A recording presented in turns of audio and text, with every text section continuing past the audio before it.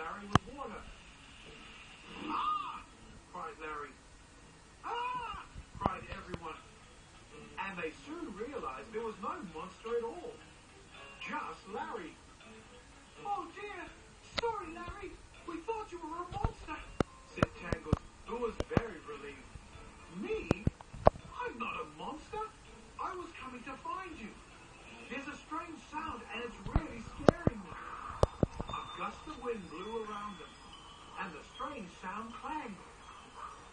They all looked around, but no one could see where the strange sound was coming from.